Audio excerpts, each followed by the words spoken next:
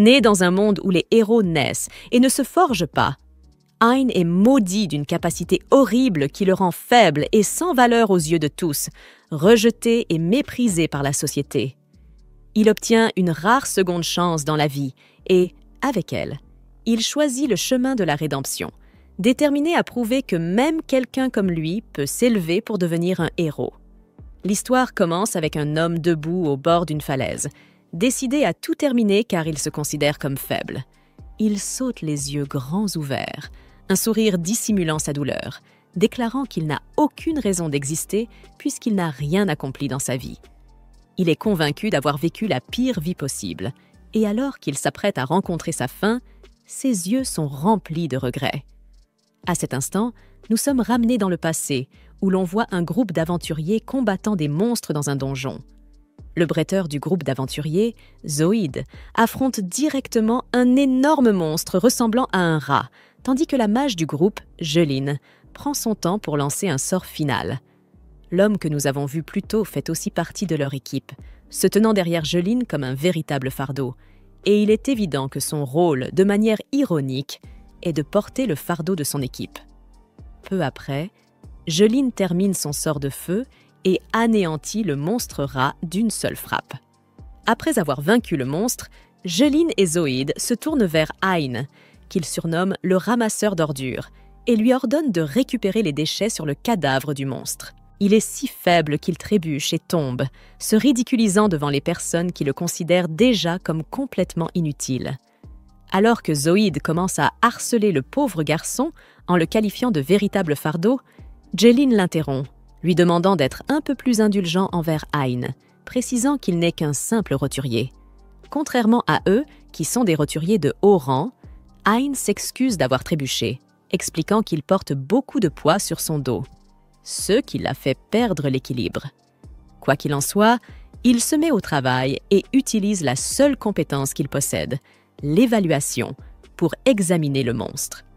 Hein nous explique que son métier est celui d'évaluateur, un travail considéré comme très basique et insignifiant dans ce monde, et c'est pour cela qu'il est traité comme une ordure par tout le monde. Dans ce monde, lorsqu'une personne naît, elle reçoit une classe de métier attribuée par la déesse de la lumière et une compétence donnée par la déesse des ténèbres. Alors que les compétences peuvent être maîtrisées pour acquérir diverses capacités, les classes de métier, quant à elles, sont fixes tout au long de la vie de la personne, devenant essentiellement un indicateur de l'importance de cette personne. Le système de classement fonctionne comme une pyramide, divisant les métiers en 3 catégories. Rare, commun élevé, la classe que possèdent à la fois Jeline et Zoïde, et commun bas, tout en bas de la pyramide. C'est la classe d'Ain pour la plupart des CA. Les fermiers et les évaluateurs appartiennent à la catégorie des communs bas, car ce sont des classes non combattantes. Hein explique que, dans la plupart des CA, les métiers peuvent être hérités des parents. Cela signifie que, même si l'on reçoit un mauvais métier de la déesse Diu par pure malchance, on peut tout de même hériter du métier de ses parents, ce qui équivaut à une seconde chance. Cependant, dans le Chaos d'Ain, il a perdu ses 2 parents très jeunes et s'est retrouvé coincé avec le métier d'évaluateur. Mais il n'a pas abandonné et a choisi de devenir aventurier plutôt que fermier, espérant qu'un jour il ferait fortune, prenant essentiellement un pari risqué. Malheureusement pour lui, la chance n'a jamais été de son côté. Ainsi, en tant qu'aventurier, la seule chose qu'il fait est d'évaluer les cadavres de monstres pour déterminer quelles parties peuvent être utilisées. Il inspecte le cadavre du rat et trouve le seul objet de valeur, ses dents, qui peuvent servir à fabriquer des armes. Cependant, il est si faible qu'il n'arrive même pas à arracher les dents du cadavre, montrant à quel point il est incompétent, incapable de gérer même les ordures en tant que ramasseur d'ordures. Son incompétence rend Zoïde si furieux qu'il lui lance un caillou.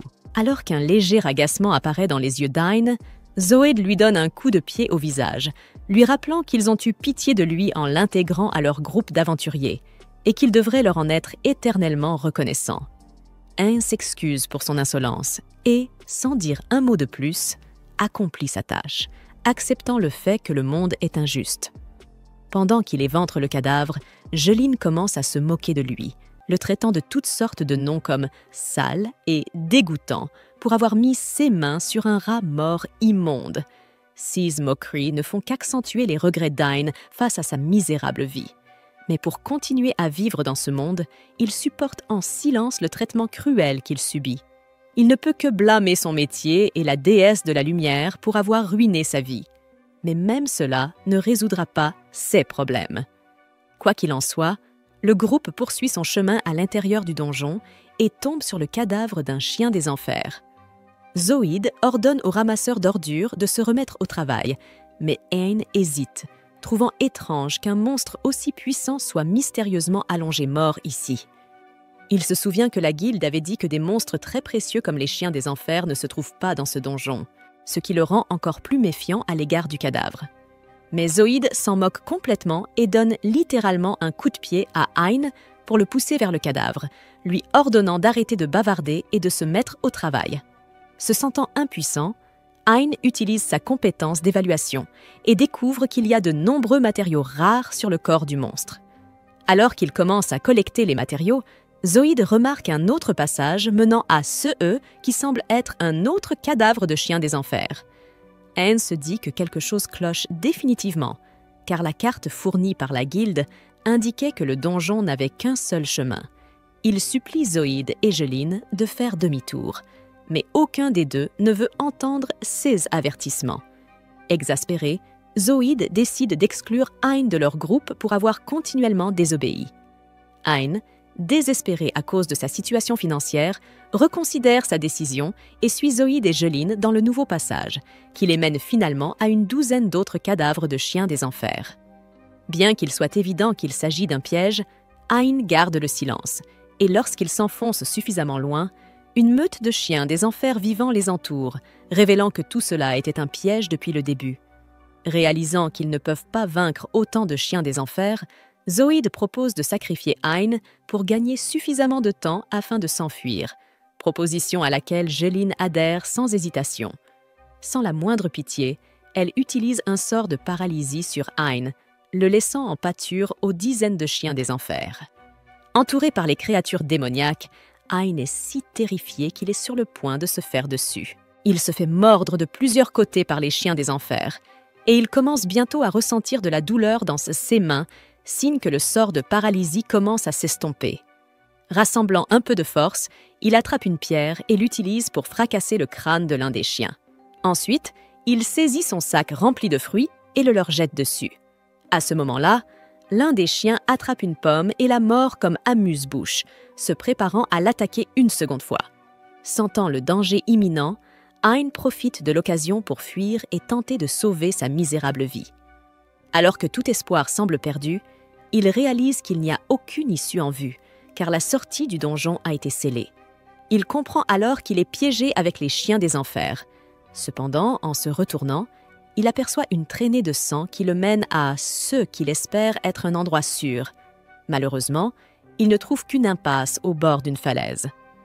En regardant derrière lui, il réalise que les chiens des enfers se rapprochent de plus en plus, prêts à mettre fin à sa vie pathétique s'il retourne dans cette direction. Que feriez-vous à sa place? Coincé entre deux options de mort certaines, Ain se remémore ses débuts en tant qu'évaluateur. Il venait à peine de s'habituer à devenir aventurier pour survivre, même s'il n'était qu'un amateur. Il en veut à Zoïde de l'avoir ridiculisé et forcé à s'incliner devant lui pour ensuite l'abandonner. Malgré la colère qui bouillonne en lui, il est incapable de riposter. Considérant à quel point il est inutile, il ne blâme personne d'autre que lui-même pour sa situation actuelle. Ayant fui ses responsabilités, il arrive à la conclusion qu'il est trop tard pour éprouver des regrets et il prend la décision audacieuse de sauter de la falaise. En chutant dans le gouffre sans fin, il repense à la vie pathétique qu'il a menée et continue à plonger comme un faux Superman. Il accepte le fait qu'il a été un déchet toute sa vie et qu'il vient de finir sa vie en tant que déchet. Alors qu'il gît inconscient, une étrange femme bien équipée, vêtue de blanc, s'approche de lui et presse ses lèvres contre son visage. Après être tombé d'une telle hauteur, on aurait pensé que c'était la fin de sa vie. Cependant, les choses prennent une tournure différente lorsqu'il se réveille dans une petite mare d'eau. Toujours en vie, il est incapable de comprendre pourquoi il existe encore après un incident qui aurait dû lui coûter la vie. Après avoir survécu, il observe son environnement et aperçoit un très bel arbre qu'il reconnaît comme étant l'arbre Yggdrasil. S'il vous plaît, dites-moi que je ne suis pas le seul à trouver ce nom étrange. Cet arbre est extrêmement rare dans sa ville et il semble vraiment excité de voir qu'il existe dans un endroit aussi magnifique. Après avoir étudié les environs, Hein commence à ressentir un malaise. Il se sent très seul, réalisant qu'il sera difficile d'appeler à l'aide dans un tel endroit. Il décide de trouver un moyen de survivre en s'échappant par une porte ouverte qu'il avait remarquée. Pendant ce temps, la fille qui lui a sauvé la vie misérable essaie de le prévenir du danger, mais il semble distant, tant physiquement qu'émotionnellement, ayant reçu une seconde chance de vivre. Mais ce type idiot court quand même vers le donjon le plus proche qu'il peut trouver, tournant le dos à l'arbre magnifique. Il se dirige vers l'entrée du labyrinthe lugubre, où il rencontre son destin tragique, bien que son intention soit de fuir pour sauver sa vie après sa réincarnation. Les choses tournent mal lorsqu'il est immédiatement attaqué par une bête sauvage qui semble très puissante. Quel idiot! Hein est choqué et incapable de réagir pendant les premières minutes. La chose suivante qui se produit est atroce. Son oreille est tranchée sans pitié. Il tombe au sol et se tord de douleur intense. Ce garçon stupide avait refusé d'accepter une vie meilleure et avait choisi de se jeter lui-même dans le danger. Il avait pensé qu'il serait capable de se frayer un chemin à travers les monstres qu'il était susceptible de rencontrer, ou que, peut-être, sa tête stupide bénéficierait d'une autre chance de survie. Mais après s'être fait arracher l'oreille, les choses deviennent encore plus folles. Le monstre le prend pour du poulet grillé et découpe différentes parties de son corps sans la moindre once de pitié. Face à cette douleur insupportable, Hein hurle très fort et de manière incontrôlable. Il est maintenant pleinement conscient que la mort le fixe droit dans les yeux et qu'il n'a aucune échappatoire au moment où le monstre s'apprête à l'achever. Cependant, une autre bête surgit par derrière et élimine le monstre sur le champ, provoquant un déversement de sang partout. Les choses deviennent très compliquées, car aucun espoir ne se lit sur le visage d'Hein. De plus, la bête a tué le monstre pour avoir un accès plus facile à sa proie initiale. Hein. Pendant ce temps, la bouche d'Hein reste grande ouverte, figée dans une expression de stupéfaction totale. La peur lui glace le sang. La bête vient de massacrer un monstre extrêmement puissant et il ne reste plus qu'un misérable comme lui à affronter. Il est évident que le prochain repas de la bête, c'est lui. Il est presque certain qu'il n'y aura pas de combat, mais seulement la mort, car il n'a aucune chance face à cette créature dangereuse et laide. Sans lui laisser une minute de répit, la bête se jette sur le pauvre Hein, qui avait déjà abandonné tout espoir de vivre.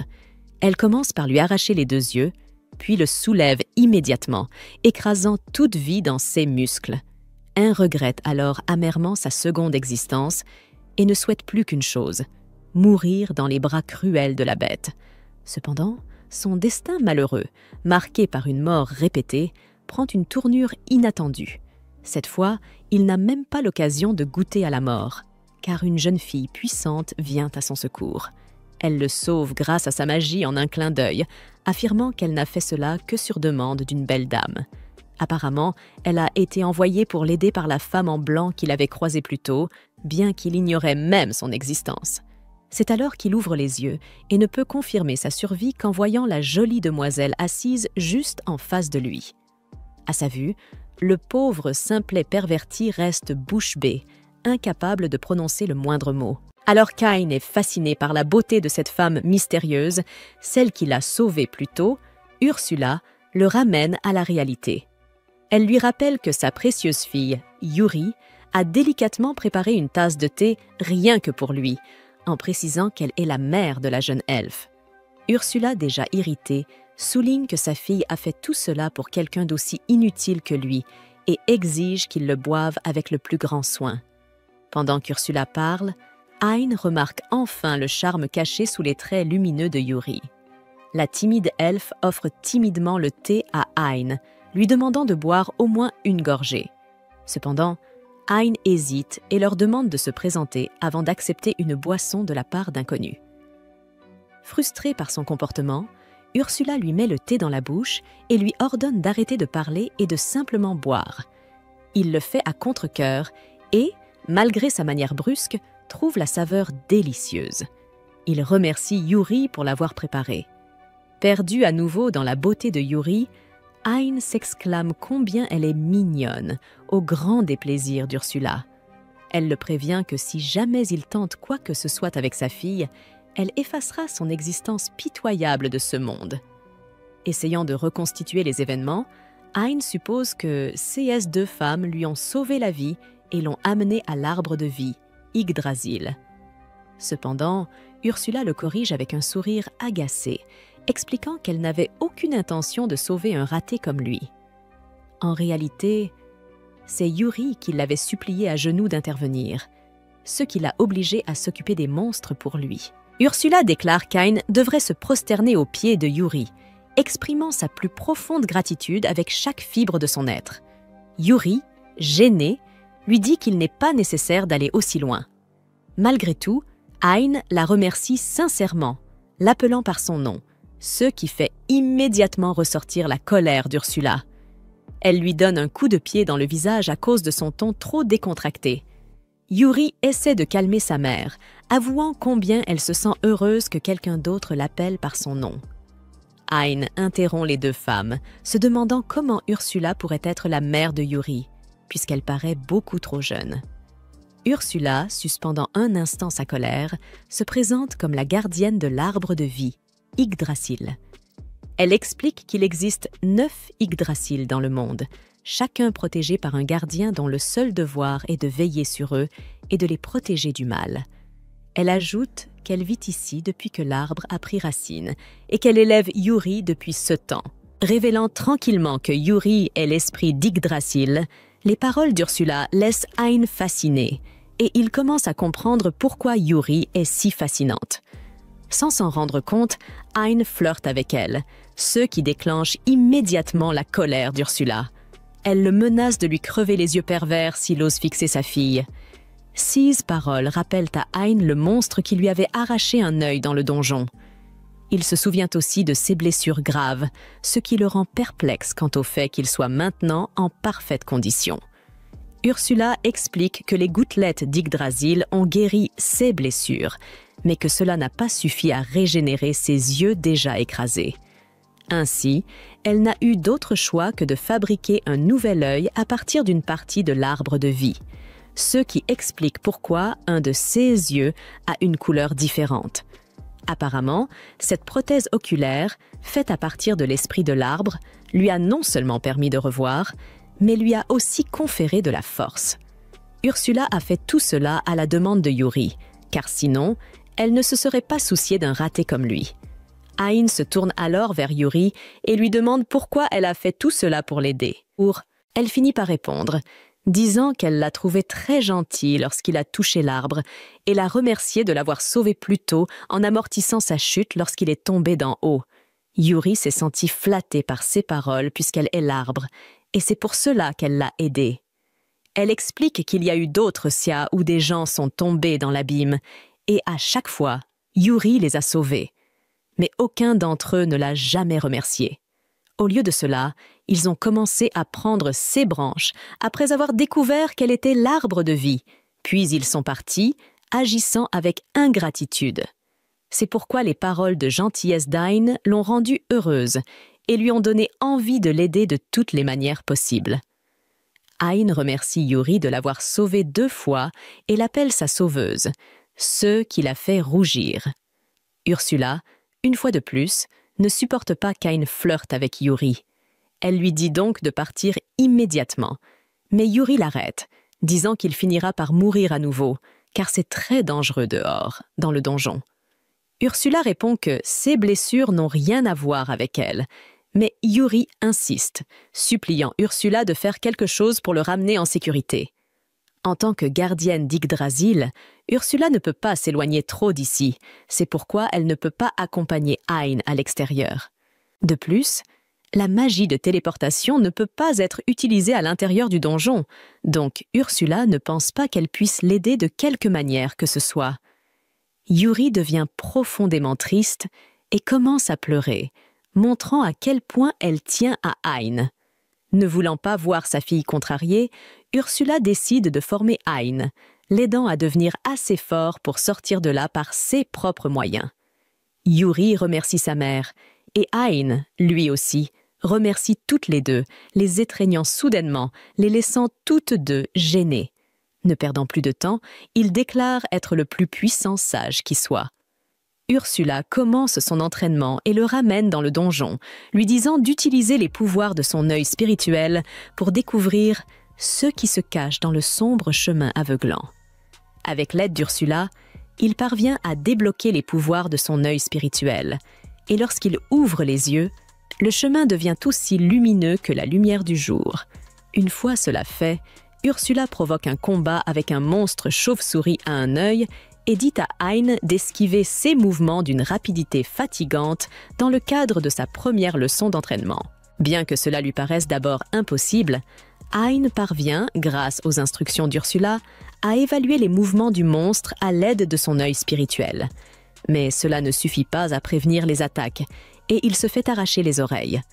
Ursula soigne ses blessures à l'aide d'une gouttelette d'Yggdrasil et lui dit d'un ton menaçant de continuer à souffrir, car il doit travailler jusqu'à la mort s'il veut maîtriser ses compétences. Bien que cruel, Hein se relève, évalue l'attaque imminente du monstre et apprend qu'il va attaquer sa jambe gauche dans 5 secondes. Il esquive donc en conséquence. Son succès le rend trop enthousiaste, ce qui lui vaut une nouvelle blessure, mais au moins, il a envie de s'améliorer. Ayant commencé son entraînement depuis 1 semaine, Hein a encore la tête bien lourde, car il a du mal à s'adapter aux mouvements et aux actions rapides pour se sauver de la bête avec laquelle il s'entraîne. Cependant, au fur et à mesure qu'il avance, il commence à apprendre à évaluer sa puissance et devient très conscient de son prochain mouvement, si bien que Hein est maintenant capable d'esquiver de nombreuses attaques du monstre. Au milieu de son entraînement, il demande à Ursula d'évaluer sa performance, et c'est là que le garçon stupide connaît une fin temporaire. Il est attaqué et reçoit un coup d'épée dans le dos à cause de sa distraction. Ursula, quant à elle, n'est pas perturbée. Au contraire, elle semble s'amuser de tout cela et ne peut s'empêcher de se complaire dans sa méchanceté. Elle le guérit rapidement, mais le réprimande pour être devenu trop confiant après un succès mineur. Dans son esprit, elle croit que supporter plus de douleur accélérera son processus d'apprentissage. Sans perdre de temps après avoir soigné ses blessures, elle exige qu'il passe immédiatement à la prochaine phase de l'entraînement, prouver qu'il peut vaincre un gremlin. Il hésite, insistant sur le fait que c'est trop tôt et doutant de sa capacité à réussir. Elle rejette son hésitation par une insulte acerbe, déclarant qu'elle n'a pas besoin de son avis.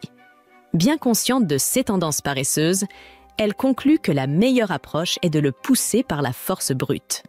Pour l'aider, elle lui ordonne d'utiliser son œil magique et lui passe un bâton magique.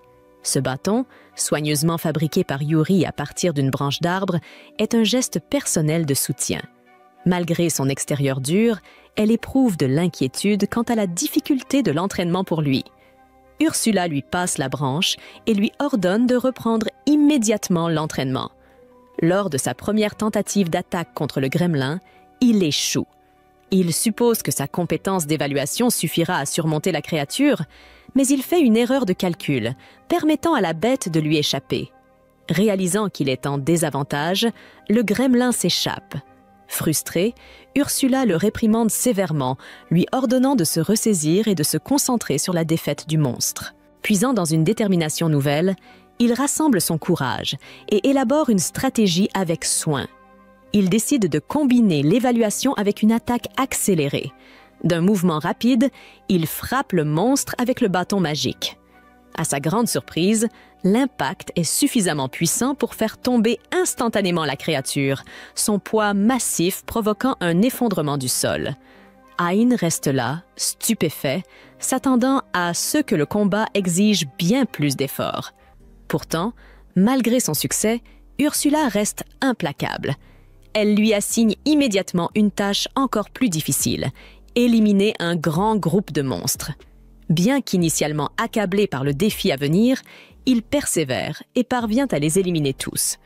Ravi de ses progrès, il ressent de la fierté d'avoir franchi une nouvelle étape de son entraînement. Cependant, en observant cela, Ursula décide qu'il est prêt pour quelque chose d'encore plus extrême et élabore une phase d'entraînement encore plus folle et plus difficile pour le pousser encore plus loin. Cependant, juste avant cela, elle prévoit de le faire étirer ses muscles et, ce faisant, elle lui fait évaluer le monstre qu'il avait tué et acquérir sa puissance. Après cela, un changement se produit dans ses mouvements musculaires et il commence à courir très vite. Il s'arrête, mais cette femme brutale continue de le soigner avec la portion que sa fille lui avait donnée. Elle le fait aussi courir autour de l'endroit 1000 fois, s'assurant qu'il étire bien ses muscles, sans se rendre compte qu'elle ne fait que l'aider à devenir plus puissant. Il l'insulte en l'appelant « salope inutile » et « méchante sorcière », tandis qu'il court comme un fou autour de l'endroit. Cela continue pendant un certain temps, jusqu'à ce qu'il devienne entièrement fort.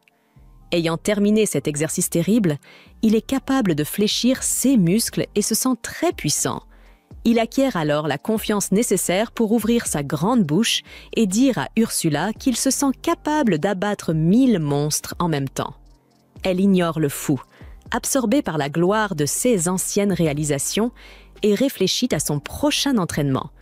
La prochaine fois qu'ils se rencontrent, elle le prépare à combattre la bête qu'il avait initialement tuée.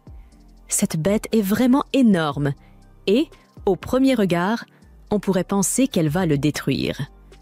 Au début, il est submergé par sa puissance, et comme il avait été tué par cette bête auparavant, il prend son temps pour la vaincre. Après une grande précision, il abat la créature sans aucune difficulté. Ayant fait cela avec un coup très puissant, il a du mal à croire qu'il venait de découvrir le secret pour abattre des créatures horribles, et il est bien sûr très heureux d'avoir pris sa revanche sur celle qui avait joué avec sa vie. Il avait déchaîné du feu sur la créature jusqu'à ce qu'elle perde son souffle, et cela l'a rendu très heureux. Ursula semblait avoir pris le contrôle de son caractère paresseux. De son côté, il a du mal à croire qu'il a pu abattre la bête. C'était devenu si facile qu'il regrettait de ne pas avoir suivi ce type d'entraînement plus tôt. La bête qu'il avait abattue sans merci aurait sûrement été tuée brutalement. Il est désormais beaucoup plus reconnaissant envers Yuri pour l'avoir sauvé et lui avoir donné l'opportunité de s'entraîner avec sa mère cruelle et méchante, qui ne semble vraiment pas se soucier des humains. Après avoir abattu le monstre, elle décide de continuer son entraînement et de faire rapport à Yuri. En voyant que le perdant semble maintenant confiant et capable de vaincre de grands monstres, Ursula pense que son entraînement est terminé et lui dit donc de quitter le donjon. Avant de partir, Hein retourne à l'arbre Yggdrasil pour dire au revoir à la dame Mélon, Yuri, et la remercie, ainsi que sa mère, pour l'avoir aidé à devenir compétent. En cadeau d'adieu, Ursula donne à Hein les restes du noyau spirituel d'Yggdrasil, qui ressemble au noyau utilisé pour créer le prothèse de son œil gauche. Avoir un de rechange signifie qu'Ain pourrait en créer un nouveau en CA d'urgence, mais il hésite à accepter ce cadeau, se sentant confus. Si la pierre verte est le noyau spirituel d'Yggdrasil, cela signifie-t-il que c'est la source des pouvoirs de Yuri? Ursula n'offre aucune explication, rassurant simplement Hein en lui disant que Yuri va bien. Elle lui précise également qu'il ne garde pas cette pierre précieuse pour toujours, affirmant avoir placé un sort sur celle-ci qui la ramènera à elle une fois qu'il sera mort. Sachant qu'Ain est peu susceptible d'utiliser un jour la pierre, Ursula décide de la rendre immédiatement utile en l'attachant à son œil spirituel, le transformant ainsi en une forme divine évoluée. Lorsque Hein ouvre son œil spirituel nouvellement amélioré, il se rend compte que Yuri a disparu et commence à la chercher frénétiquement, appelant son nom, seulement pour qu'elle réapparaisse quelques instants plus tard, émergeant de son œil spirituel désormais divin. Enfin, Ursula révèle la vérité. Ce qu'elle vient de faire, c'est greffer le noyau de l'arbre de vie Yggdrasil dans l'œil d'Ain. Puisque Yuri est l'arbre de vie, elle vivra désormais dans son œil à partir de ce moment. Avant qu'Ain ne puisse pleinement comprendre qu'il a été trompé dans une relation à vie avec Yuri, elle change de sujet, soulignant joyeusement à quel point elle lui sera utile désormais, expliquant qu'elle pourra le soigner quand il le voudra, autant de fois qu'il en aura besoin. Hein, pour une raison quelconque, apprécie cela, bien sûr. Il le fait, car maintenant il a sa propre waifu qu'il peut invoquer et dissoudre à volonté. Cependant, il s'assure auprès d'Ursula qu'elle est d'accord avec cet arrangement, lui demandant si elle est d'accord pour être séparée de sa précieuse fille. Entendant cette question stupide, Ursula donne un coup de pied au visage d'Ain, lui écrasant le pied pour lui faire ressentir ne serait-ce qu'une fraction de sa frustration, et lui dit avec colère qu'elle n'a pas l'intention de laisser sa fille avec un étrange et inutile perdant comme lui. La seule raison pour laquelle elle laisse partir Yuri est que, depuis la naissance de cette dernière, elle s'est sentie seule et n'a jamais eu d'amis.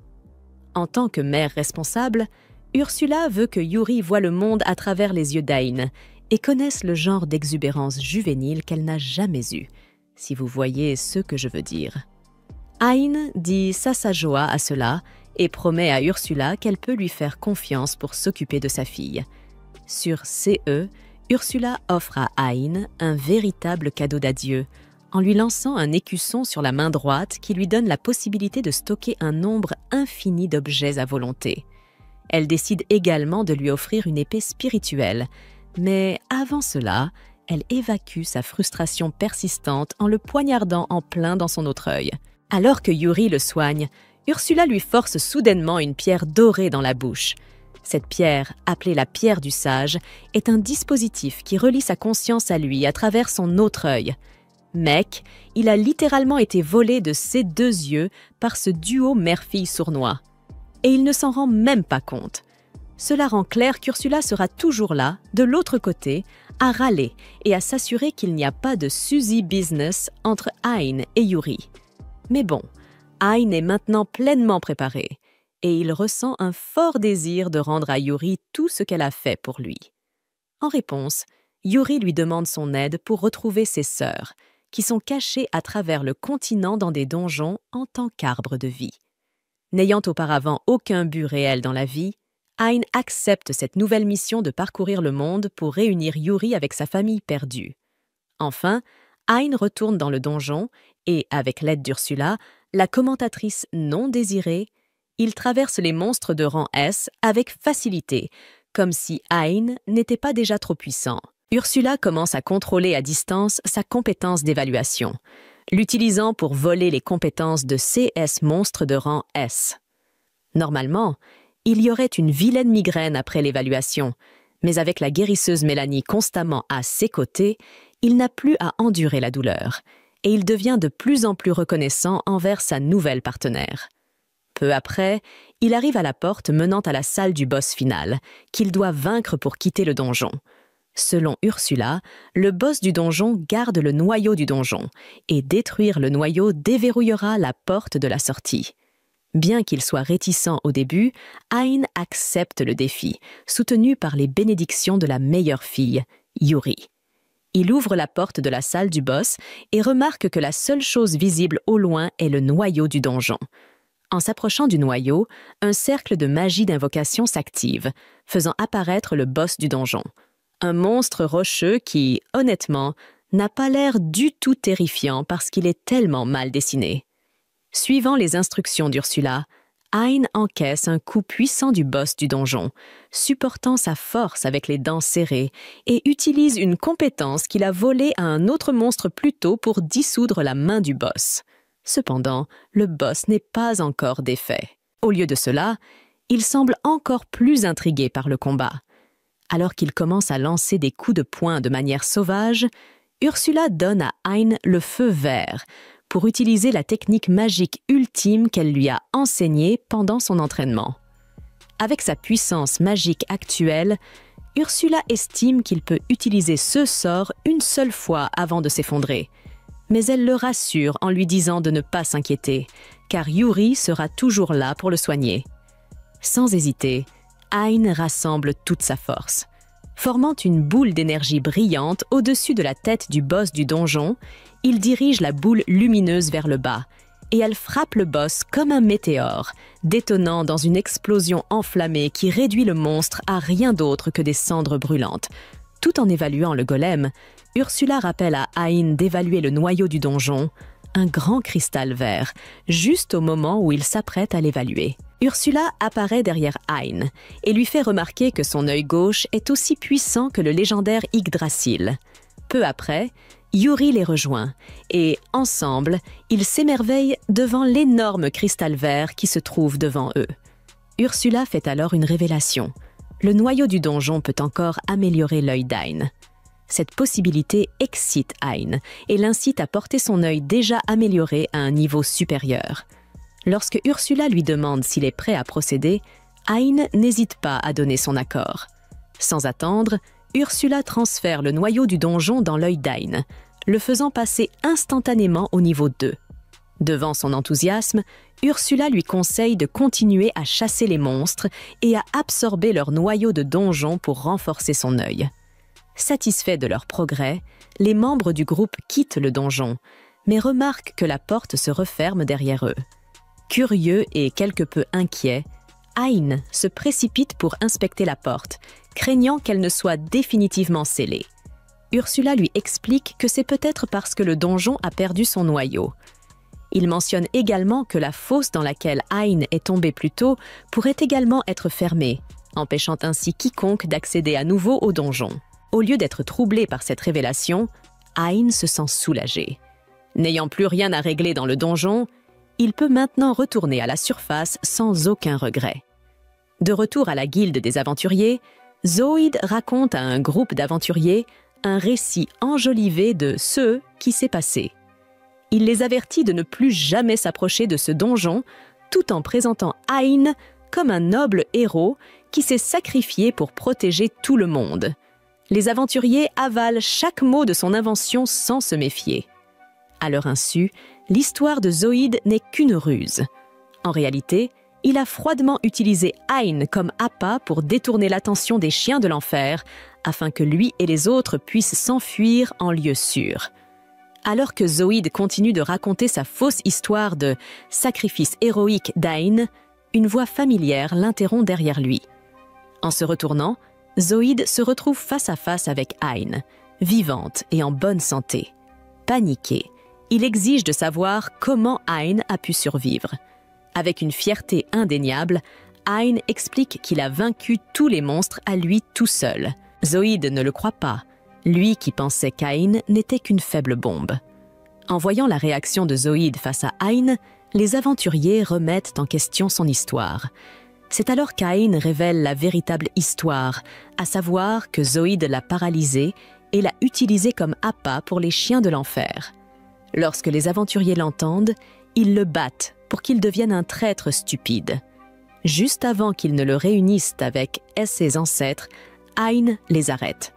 Il remercie Zoïde de l'avoir abandonné, car c'est ainsi qu'il a rencontré Yuri, puis il quitte la guilde. Cette action étonne les autres aventuriers qui n'ont jamais vu cette facette d'Ain. Ils se demandent s'il s'agit bien de la même personne que celle qu'ils ont connue. Plus tard, Hein et les autres vainquent d'autres monstres dans les donjons afin d'améliorer ses capacités. Chaque victoire signifie que ses yeux évoluent pour le mieux. La mort est due au transfert du noyau dans ses yeux par Ursula. Alors qu'ils marchent dans les bois, ils entendent un grand cri au loin. Ils découvrent un chariot attaqué par des monstres. Hein les abat immédiatement tandis que Yuri et Ursula soignent les gardes blessés. De son côté, Hein s'approche de deux personnes effrayées sur le côté et cherche à savoir si elles sont blessées. Lorsque la dame parmi les deux se retourne, elle tombe amoureuse d'Ain au premier regard et lui saute immédiatement dessus, le considérant comme son héros. Il se sent très mal à l'aise et demande à l'homme qui l'accompagne de l'aider, pensant qu'il s'agit de son frère. Mais celui-ci se présente comme Jasper, le chef de la guilde des marchands. Par un retournement de situation choquant, la dame se trouve être une princesse du pays, la princesse Claudia. Elle les emmène dans son manoir pour les remercier comme il se doit de lui avoir sauvé la vie. Bien qu'Ain pense que Yuri et Ursula devraient être davantage remerciés puisqu'elle a aidé à soigner le garde blessé, elle les remercie cordialement, comme prévu. Après cela, elle leur demande d'abandonner les formalités et de l'appeler simplement Claudia. Cela fait, elle tente à nouveau de lui sauter dessus, mais Yuri la bloque cette fois. Lorsque Claudia cherche à savoir pourquoi, Yuri révèle à contre-cœur qu'Ain est son mari et qu'il est heureux dans sa vie de couple. À ce moment-là, Ain se demande quand le mariage a eu lieu. Comme si cela n'était pas assez choquant, Claudia déclare que cela ne la dérange pas d'être la seconde épouse. Préparez-vous à la partie la plus choquante de l'histoire. Alors que les deux filles se disputent pour savoir qui aura Ain, Jasper demande à avoir une discussion avec lui. Il demande à Ain de l'épouser. Vous voyez la réaction d'Ain. C'est exactement comme ça que j'ai réagi en regardant ça. Pour expliquer la situation, il l'informe d'abord qu'il est membre de la Silver Phoenix Trading Company, une société très populaire dans le royaume. Ensuite, il emmène Ain dans un entrepôt souterrain où il lui montre divers bijoux et pierres précieuses qu'il a trouvés et stockés pendant des années. Il reconnaît que l'œil gauche d'Ain est un noyau spirituel et lui raconte une histoire étrange sur la raison pour laquelle il a cherché le noyau spirituel. Cette histoire tournait autour de la façon dont l'Yggdrasil a quitté la surface et a été converti en un noyau secret utilisé pour sceller le roi démon. À cause de cela, il demande à épouser Ain pour avoir la chance d'être reflété dans les yeux d'Ain. Oui, je sais à quel point cela semble étrange. Je ressens la même chose que toi. Il montre clairement une obsession excessive pour ce noyau. Après lui avoir raconté cela, Ursula lui conseille étonnamment d'accepter son offre. Cela vise principalement à lui donner l'opportunité de découvrir d'autres donjons cachés grâce aux informations que Jasper pourrait détenir. Bien que cette idée semble étrangement agréable à Ain, il ne propose que d'être l'ami de Jasper. Lorsqu'il lui demande à propos des autres donjons, Jasper semblait d'abord perdu, mais il lui assura qu'il pourrait trouver les autres en un rien de temps, ce qui le rendit heureux. Cependant, être dans la zone d'amis ne suffit pas pour ce type bizarre, car il veut plus. À ce moment-là, les filles le rejoignent, et on dirait qu'elles veulent toutes une part de la saucisse d'Ain. Bientôt, Ain, Yuri et Ursula se rendent dans un donjon caché dont Jasper leur a parlé, dans l'espoir d'y retrouver les sœurs de Yuri.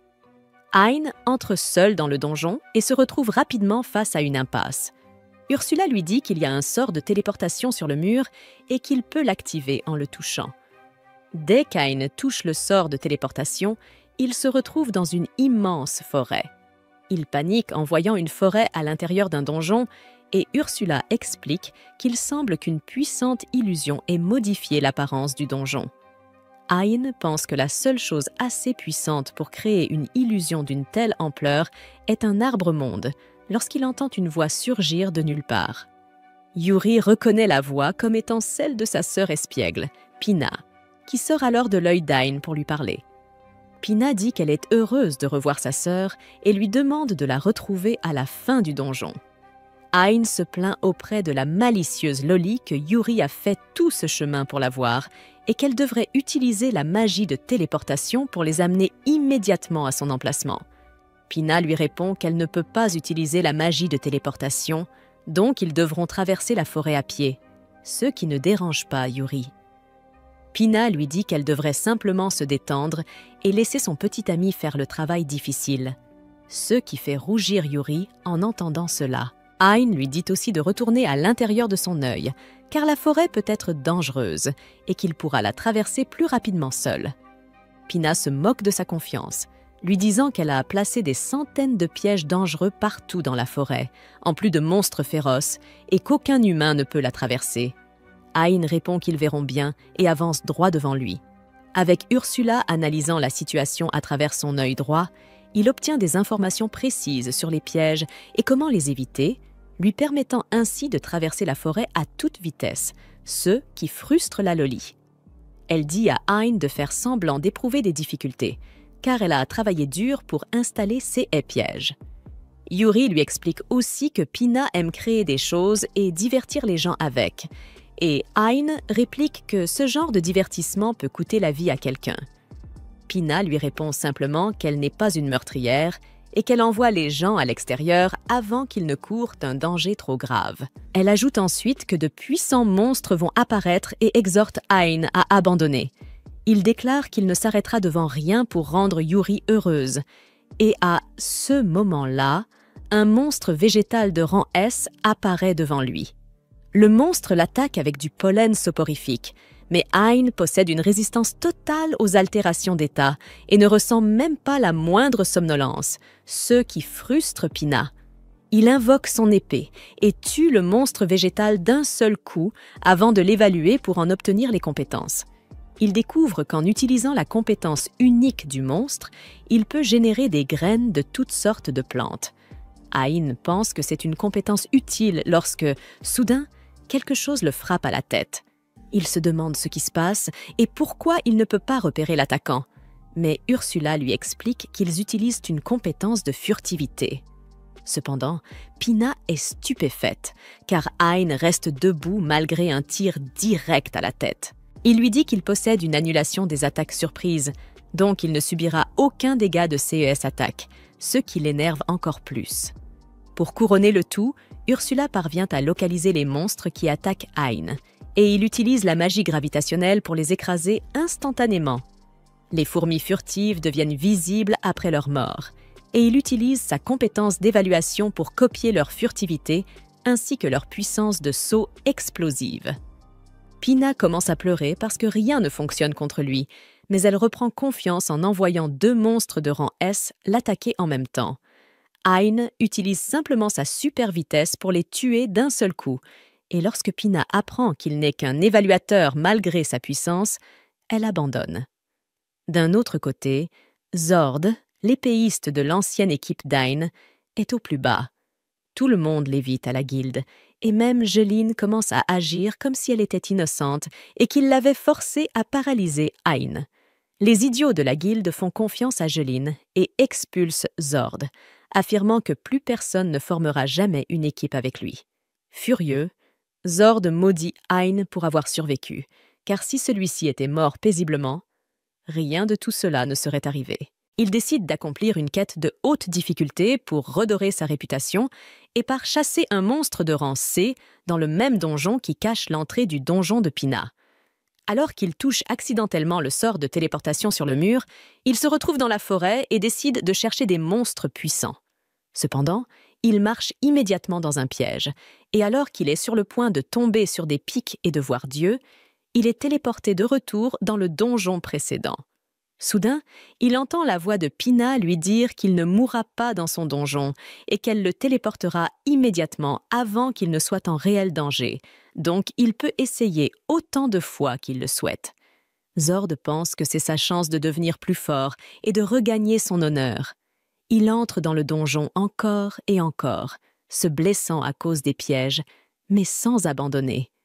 Il finit par tomber sur un gigantesque monstre crocodile et, aveuglé par la soif de gloire, il l'attaque. Cependant, le monstre est bien trop puissant pour lui et l'envoie rouler d'un simple coup. Pina lui dit d'abandonner et qu'elle le ramènera dans l'autre donjon, mais il refuse. Le monstre écrase soudainement son bras blessé sous sa patte, le broyant, et Zord hurle de douleur. Le monstre l'attaque et Zord se prépare à mourir, mais soudain, Hein arrive et tue le gigantesque crocodile d'un seul coup d'épée. Zord ne voit que son dos pour l'instant et pense qu'il doit s'agir d'un aventurier de haut rang avec une classe rare. Mais lorsqu'il réalise qu'il s'agit d'Ain, il en reste sans voix. Il lui demande ce qu'il fout là et comment un simple ramasseur d'ordures comme lui a pu éliminer un monstre aussi puissant en un seul coup. Hein répond qu'il ne fait que s'échauffer, puis remarque les blessures de Zord. Il demande l'aide de Yuri et asperge les blessures de Zord avec son eau bénite, les guérissant complètement. Zord est encore plus confus, mais avant qu'il ne puisse poser d'autres questions, Hein l'endort avec un sort et demande à Pina de le téléporter à l'extérieur. Après cela, il reprend son parcours à toute vitesse et atteint la salle du boss. Pina lui dit qu'elle l'attend au-delà de la salle du boss, et Hein s'inquiète que s'il bat le boss, le passage vers l'arbre-monde se refermera définitivement. Ursula le rassure en lui expliquant que cela n'arrivera pas tant que le noyau du donjon reste intact. Alors, Hein entre. Il découvre qu'il y a aussi une forêt dans la salle du boss. Soudain, le sol commence à trembler, et il s'élève rapidement dans les airs pour voir une gigantesque tortue émerger du sol. Il panique en la voyant, Mais Ursula lui dit d'arrêter d'être idiot. Hein n'a aucun problème avec cela, car cela signifie une fille de plus dans son groupe et plus de puissance pour son œil gauche, alors il accepte immédiatement. Après cela, la petite tortue descend de l'épaule d'Ain et se transforme en une jeune fille. Elle se présente sous le nom de Kuroheim, la gardienne de Pina et la fille de la bête divine Genbu. Hein panique en voyant cela, mais la plus choquée est Ursula, qui se met au garde-à-vous et commence à parler à Kuro comme si elle était la professeure la plus stricte de l'académie. Hein ne comprend pas ce qui se passe, puis Ursula lui dit qu'il doit obtenir la permission de Kuro avant d'emmener Pina avec lui. Il s'agenouille devant Kuro pour demander son autorisation et elle accepte avec plaisir. Elle lui offre une pierre de sage car elle souhaite elle aussi l'accompagner et découvrir le monde. Peu après, Ursula traite le noyau spirituel de Pina et renforce l'œil spirituel d'Ain, le faisant monter de niveau. Il est heureux d'obtenir cette amélioration, mais il est encore plus ravi de voir Yuri sourire avec sa sœur. Il reste 6 autres sœurs à retrouver et Hein prévoit de réunir Yuri avec chacune d'elles. Il attaque la tortue avec des boules de feu, mais elles ne lui font aucun dégât. En réponse, la tortue lui envoie une puissante explosion d'eau. Hein utilise son évaluation suprême pour ralentir le temps, puis sa compétence de parade pour renvoyer l'attaque vers la tortue, mais, à sa grande surprise, cela ne lui fait aucun dégât non plus. Il comprend alors le secret derrière cette situation et se place volontairement sous la patte du monstre alors qu'il s'apprête à l'écraser. Cependant, l'attaque ne le touche même pas, et maintenant il en est certain. La gigantesque tortue n'est qu'une illusion. Il utilise une compétence pour dissiper l'illusion et révèle que le véritable boss du donjon est en réalité une minuscule et adorable tortue. Ursula félicite Hein pour avoir percé ce mystère tout seul, car même elle n'avait pas pu voir à travers cette puissante illusion. Hein ramasse alors la petite tortue et l'évalue, découvrant qu'elle est l'enfant de l'une des 4 bêtes mythiques de la création. Ursula panique en voyant la description, car ces 4 bêtes sont presque au même niveau que l'arbre-monde originel. Hein se tourne ensuite vers Pina et lui demande s'il doit réellement vaincre cette adorable petite tortue pour valider l'épreuve, car selon lui, il a déjà gagné. Pina lui répond qu'il doit la vaincre, puisqu'elle est le boss du donjon. Mais Hein et la tortue lui lancent un regard suppliant et innocent. Elle finit par céder. Elle autorise Hein et les autres à venir jusqu'à elle, et les 2 sœurs se retrouvent dans une étreinte émotive. Sans perdre de temps, Pina demande alors à Yuri si elle peut l'accompagner, car elle s'ennuie à rester enfermée dans le donjon. Le lendemain, Jasper accompagne Ian pour vendre les objets de leur mission. D'après le noble, il risque de se méfier des contrefaçons, mais avec lui, tout ira bien. D'ailleurs, les aventuriers alentours sont surpris par la présence du riche marchand Jasper qui est chaleureusement accueilli par la guichetière de la guilde. Elle demande ce dont les garçons ont besoin et Ian répond maladroitement qu'il aimerait vendre des objets qu'il a collectés dans les donjons. Jasper ajoute qu'une fois la vente terminée, Ian a tendance à acheter lui-même ces objets à la guilde. La réceptionniste demande à Ian de s'identifier et constate avec perplexité qu'il n'est qu'un évaluateur de rang F, car il est très peu probable qu'un aventurier de ce niveau parvienne à vaincre des monstres. Soupçonneuse, elle demande si Jasper n'est pas trompé. À côté d'elle, les aventuriers environnants jugent le garçon pour sa faible classe, ce qui pousse Jasper à demander à Ian de montrer les objets qu'il a apportés. Ian montre l'emblème qu'il tient dans sa main et jette les objets sur le comptoir, laissant tout le monde bouche bée, surtout à cause du crâne du roi immortel qui se trouve au milieu de la pile. Cependant, en raison du faible niveau de Ian, tout le monde pense que les objets ont été volés, ce qui rend le garçon encore plus malheureux, car c'est exactement la raison pour laquelle il ne voulait pas venir à la guilde, pour éviter d'être jugé et rabaissé. Cependant, une femme entre dans la guilde et ordonne à tout le monde d'arrêter les bêtises, car il est stupide de juger quelqu'un en fonction de sa position dans la guilde. En parlant de position, les participants sont choqués lorsqu'ils remarquent l'arrivée de Megan, le maître de la guilde de la capitale. Megan s'approche et observe l'œil différent de Ian, ce qui fait craindre à l'aventurier qu'elle ait tout de suite compris que son œil est artificiel. Dans le même temps, la réceptionniste évalue les objets avec l'œil de vérité et confirme qu'ils sont authentiques, faisant ravaler à tous les aventuriers environnants leurs paroles de condamnation à l'égard du jeune compagnon qui a apporté les objets. Jasper profite de sa réputation pour s'assurer que Ian est assez fort pour vaincre ces monstres, et la guichetière s'excuse pour ses propos. Megan demande au garçon de pardonner à l'employé, notant qu'elle sera réprimandée plus tard pour son arrogance à crucifier quelqu'un en raison de sa profession. Après tout, même si nos destins sont décidés à la naissance, la vie est amusante parce qu'il y a ceux qui refusent de s'y intégrer. En entendant ces mots, Ian est submergé par une émotion intense et répond qu'il est heureux de découvrir qu'il y a des gens comme Megan dans la guilde. La maîtresse aime la façon dont le garçon s'exprime et se fait un devoir de le souligner si elle l'attrape par le col, car Ian est précisément le type d'aventurier qu'elle veut avoir près d'elle. D'ailleurs, elle pense qu'ils se reverront bientôt, et sur ce commentaire, elle s'en va. La guichetière demande à l'aventurier de patienter dans la salle d'ondulation pendant que les prix sont calculés. Mais avant cela, Jasper demande à Ian de présenter les objets qu'il a collectés après avoir vaincu le donjon secret. En entendant cela, l'employé et les autres aventuriers deviennent fous, voulant savoir qui est ce garçon, car vaincre un donjon secret est un exploit pour peu de gens. De son côté, Ian, qui n'apprécie guère toute cette attention, panique et s'enfuit. Le soir, il prend un bain bien mérité pour se détendre et réfléchir un peu. Lovett déteste être sous-estimé, et être couvé n'est pas quelque chose qu'il admire non plus.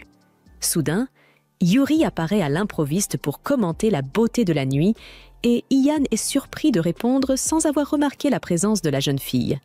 Non seulement elle, mais Pina émerge également de l'eau pour dire à quel point le garçon était excité de voir sa sœur comme la nature l'avait prévu. Ian demande ce que les deux font dans le bain des hommes, et Pina explique que les esprits de la nature ne devraient pas être forcés de suivre les règles humaines. Comme si cela ne suffisait pas, Ursula arrive pour réprimander l'humain d'avoir regardé les mauvaises parties de sa fille. À cause de tout cela, Ian sort du bain encore plus épuisé, jusqu'à ce que Kuroheim apparaisse en dernier pour parler avec le pauvre homme. Elle avoue qu'il y a longtemps qu'elle n'a pas vu ces gens si animés, et que c'était donc une sage décision de laisser Pina aux bons soins de l'homme. Il lui demande si Pina est comme une fille de Kuroheim, et elle répond par l'affirmative, car les gardiens ont créé les noyaux spirituels et les égaux qui y sont installés sont les filles, ce qui signifie que Kuroheim est bien la mère de Pina. Ainsi, étant l'une de ses pères, Ian demande s'il y a d'autres pères en plus d'elle, Yuri et Ursula. La fille répond qu'il n'y en a que 7, ce qui trouble Ian, car il avait entendu dire que le premier arbre s'était desséché il y a quelque temps. La première confirme l'information, mais ce n'est pas comme si le noyau spirituel avait été complètement détruit. En fait, il est probable que le premier esprit soit encore en vie. Echidna, la sœur aînée, doit être quelque part avec son gardien, mais personne ne sait où. De plus, personne ne connaît l'emplacement des donjons qui contiennent les autres arbres. Néanmoins, Ian n'a pas l'intention d'abandonner les recherches et a l'esprit clair sur ce qu'il veut faire, d'autant plus qu'il doit beaucoup à Yuri et qu'il veut l'aider à retrouver sa famille. À ce propos, Kuroheim se dit que Ian a vraiment le pouvoir d'unir les gens, indépendamment de sa force ou d'autres capacités qu'il pourrait avoir. Le lendemain, le héros se rend à une réunion avec Jasper pour recueillir des informations et est surpris par la présence de Mijen. Le maître veut demander une faveur que seul Ian peut accomplir et qui concerne le Behemoth, l'un des puissants drive-in anciens engendrés par le seigneur des démons, Mictérine. Après que le seigneur démon a été scellé, le dragon s'est caché, mais pour une raison ou une autre, il est réapparu pour attaquer les traîtres et les cargaisons qui passaient dans la région. Megan demande donc à Ian d'affronter le mastodonte dans le cadre de cette mission officielle de rang SS. Jasper prévient que le garçon risque de perdre la vie et regrette d'avoir dit qu'il ne voulait pas s'impliquer dans la guilde, mais Ian accepte quand même le défi, sachant que la guilde est dans une situation difficile. heureux de la nouvelle, Jasper affirme que son ami a un cœur fort et digne du pouvoir qu'il possède. Alors que Meghan ne pouvait s'attendre à moins de la part d'un homme qui a suscité son intérêt, Ursula commente par télépathie à quel point le jeune homme a mûri, tandis que le maître de la guilde salue le jeune homme et compte sur lui. Dans la scène suivante, l'aventurier se rapproche de son objectif et brave la chaleur surréaliste du désert. Malgré la souffrance, Ursula assure que le mastodonte n'est pas loin. Elle explique que ce monstre est un dragon de terre capable d'absorber les sorts, de s'approprier leur pouvoir magique et de transformer l'air en projectiles qui transpercent l'espace lui-même, surnommés « balles en spirale ». En apprenant que le monstre absorbe la magie, Ian se rend compte qu'il est limité à son épée et à ses compétences. L'esprit ajoute que pendant la journée, le mastodonte se cache sous le sable et que c'est à Ian d'attirer la créature à l'extérieur. Comme prévu, l'aventurier exécute une frappe de nova sur le sable, créant un cratère suffisamment profond pour atteindre les profondeurs de l'enfer. Des profondeurs émerge une créature désireuse de connaître l'identité de l'humain insolent qui a osé troubler son sommeil. Bientôt, Ian se retrouve face à un être qui n'a jamais connu le concept de défaite. Après avoir reçu la vie du Seigneur des démons lui-même, le mastodonte n'a jamais rencontré quelqu'un de plus fort que lui, et sa puissance écrasante suffit à maîtriser n'importe quelle menace dans ce monde. Honnêtement, le dragon s'ennuie beaucoup. Cependant, persuadé que l'humain devant lui est faible, le mastodonte remarque que Ian peut utiliser une magie relativement puissante, bien que les sorts soient inefficaces contre lui. Sur ce point, le dragon se demande qui Ian pense être pour le défier. Ayn se présente officiellement et confirme qu'il est venu vaincre le monstre, ce qui fait éclater de rire. Ce dernier en lui rappelant qu'il a été créé par le seigneur démon lui-même. À cela, Ayn rétorque que ce seigneur ne doit pas être un si grand défi non plus. Ce commentaire fait trembler de rage le dragon de terre, qui lance des balles en spirale sur son adversaire, mais celui-ci assure que tous ses efforts sont vains. Néanmoins, le Behemoth est confiant en sa victoire sur son terrain sablonneux. Alors que l'humain esquive les attaques, il parvient à s'approcher et à trancher le bras gauche de la créature, aussi résistant que l'oricalque. Ne voulant pas être surpassé, le Behemoth s'enfonce sous terre pour prendre le garçon par surprise, et la certitude que son attaque ne pouvait être anticipée le rend excessivement confiant. Bientôt, il surgit d'en bas et avale Ayn. Mais alors qu'il pense avoir gagné, l'aventurier lance un sort qui fait exploser la tête du dragon. Toujours en vie, l'œil brisé du monstre aperçoit Ayn et réalise que ce n'est pas le regard d'une proie dévorée, mais celui d'un prédateur. À cet instant, le Behemoth comprend enfin le concept de la défaite. Bien que complètement écorché, il demande comment l'humain a réussi à gagner. Ayn explique qu'il a simplement lancé un sort ultime à l'intérieur du corps de son adversaire, car son analyse indiquait que le Behemoth ne pouvait absorber la magie que par sa peau extérieure. D'ailleurs, Ayn n'a pas explosé avec lui parce qu'il a activé une barrière juste avant la détonation. Puisqu'ils en parlent, l'humain demande si le dragon n'avait pas remarqué le sort d'illusion qu'il avait utilisé lors de leur première rencontre. Après avoir pris le maquis, le Behemoth n'a fait que poursuivre le mirage d'Ayn. Il ne fait aucun doute qu'un monstre vraiment puissant aurait réalisé que ce n'était qu'une illusion, ce qui signifie qu'Ayn pense que le Behemoth a perdu à cause de son arrogance à l'égard de la race humaine. Comprenant enfin comment il a été vaincu, le monstre regarde son corps se désintégrer comme du sable noir vers le ciel, tout en éprouvant des sentiments qu'il avait toujours voulu savourer, comme la douleur, la souffrance, l'agonie et la défaite. Honnêtement, le dragon n'avait pas pensé qu'il serait si difficile de gérer cette sensation, surtout celle de la mort imminente qui s'approchait comme un cheval en bas d'une colline alors qu'il parlait. Après le départ du Behemoth, Ursula demande pourquoi l'humaine semble ébranlée, et Ayn avoue que le dragon était effectivement méchant. Mais comme il a été créé par le Seigneur des démons, il se demande comment la créature se serait comportée dans d'autres circonstances, et surtout, ce que serait Ayn lui-même s'il n'avait jamais rencontré l'Arbre-Monde. Peu encline à la philosophie, Ursula répond qu'une telle créature ne changerait jamais de nature et demande à Ain d'évaluer les capacités du vaincu. En faisant cela, le garçon est impressionné par la qualité des techniques apprises, y compris les balles en spirale. De même, Yuri, Kurohime et Pina arrivent pour encourager le garçon, mais il répond que tout cela n'a été possible que grâce à la force qu'il lui apporte. De retour au royaume, Ain répond à la demande de Claudia de rencontrer son père, et sans préavis, le roi en personne apparaît dans la pièce. Immédiatement, en voyant l'apparence imposante de l'homme, Ain panique, perd ses moyens et s'incline frénétiquement devant sa majesté. Cependant, le monarque se révèle être une personne très gentille et calme, contrairement à ce que l'aventurier avait imaginé. Ainsi, Ain se rassoit, et Claudia, avec ses discours sur le fait d'être la deuxième épouse du garçon, en profite pour le serrer dans ses bras. Saisissant l'occasion, Yuri fait de même pour ne pas être laissé de côté. Enfin, le roi exprime sa joie d'être le beau-père d'une figure aussi importante du royaume, notant qu'Ain a été responsable de la défaite du redoutable Behemoth.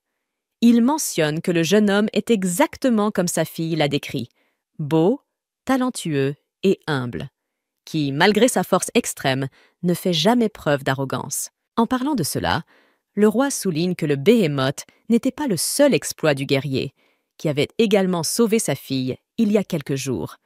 Pour cette raison, Sa Majesté s'incline personnellement devant l'aventurier, qui se sent embarrassé et lui demande de relever la tête. Après tout, c'était grâce à Yuri qu'il avait pu accomplir de tels exploits. Ainsi, le roi remercie également l'esprit et, en raison de l'humilité du jeune homme qui attribue le mérite à un autre, le monarque affirme qu'Ain deviendra une personne très importante un jour. Pour tout cela, il offre au jeune homme une montre portant l'emblème royal, lui accordant un passage libre dans tout le royaume. Pendant ce temps, dans les rues, les gens parlaient de l'exploit d'Ain, qui avait vaincu le redoutable dragon ancien Behemoth. Alors que Zoïde passait, il heurta l'un des hommes discutant d'Ain et tomba au sol. Rempli de haine, il constata qu'où qu'il aille, tout le monde semblait ne parler que de son ancien compagnon. À cause de cela, l'aventurier se dit qu'il aurait dû rester avec son travail de ramasseur d'ordures, juste pour maintenir Ain faible et insignifiant. C'est alors qu'un esprit de la nature nommé Echidna lui proposa son aide pour accomplir sa sinistre tâche. Pendant ce temps, à la maison, Yuri remarque que Pina ne sait pas laver les cheveux après la douche, ce à quoi Pina répond que c'est une corvée et que c'est précisément pour cela qu'elle demande à sa sœur de le faire à sa place. Toujours aussi aimable, Yuri s'exécute et lui demande si elle pense qu'Ain va bien, puisqu'il ne s'est pas encore réveillé. Pina pense que sa sœur s'inquiète trop, car même leur mère a dit que c'était juste de l'épuisement. Mais comme Yuri est inquiète, elle suggère de cuisiner quelque chose pour l'aider à se rétablir plus vite. Pina s'empresse d'aller faire les courses, d'autant plus que cela fait une éternité qu'elles n'ont rien fait ensemble. Yuri se demande s'il est sage de laisser Ain seul, car il pourrait être dangereux à l'extérieur, mais Pina est sûre qu'ils n'auront pas de problème. Pour en revenir à Echidna, elle sait que Zoïde est en colère contre un certain évaluateur et qu'elle est prête à faire quelque chose pour l'aider, pour une raison inconnue. Dans la scène suivante, nous voyons Ain flotter dans un environnement sombre quand soudain il entend Zoïde lui demander de se déplacer rapidement. Bientôt, il revoit une scène de la grotte avec son ancien chef, qui traitait son subordonné avec mépris alors que le protagoniste le supportait toujours calmement. Dans une autre scène, de retour à la guilde des aventuriers après une mission aléatoire, Ain reçoit une petite somme en récompense du sourire qu'il affiche.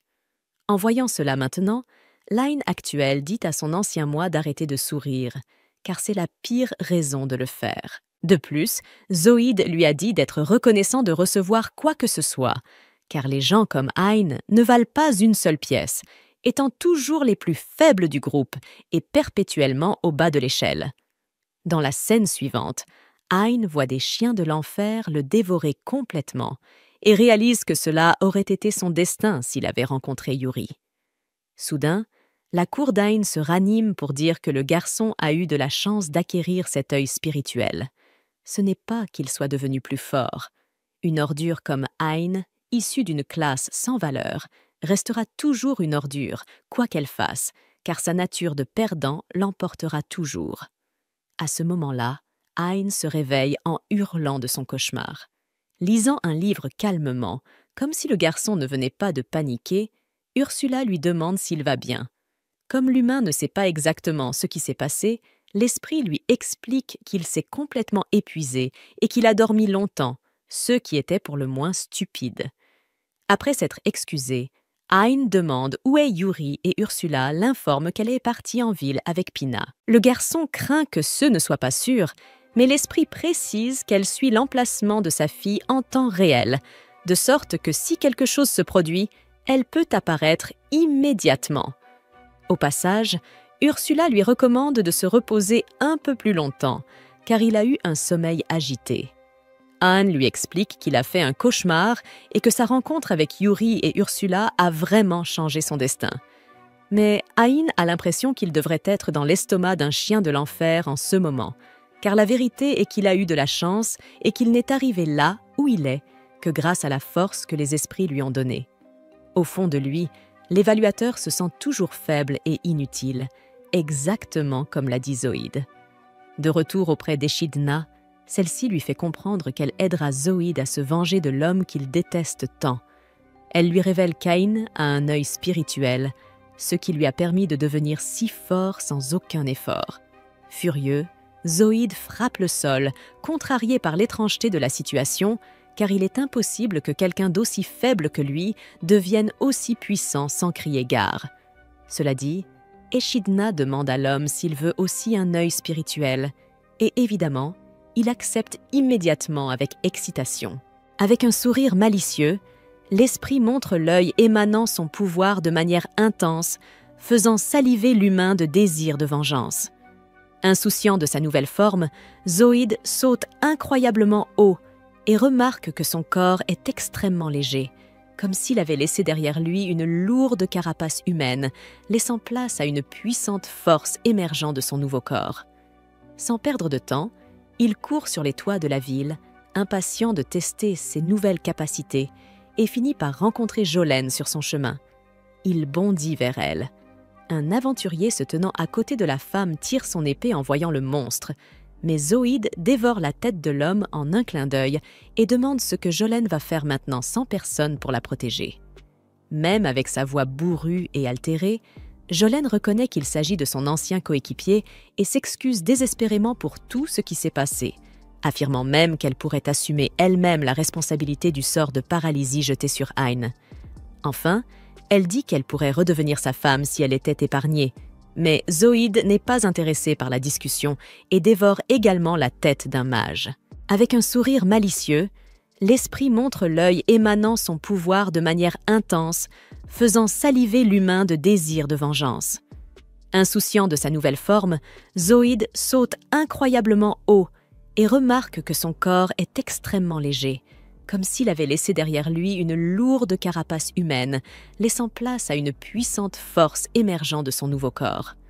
Sans perdre de temps, il court sur les toits de la ville, impatient de tester ses nouvelles capacités, et finit par rencontrer Jolene sur son chemin. Il bondit vers elle.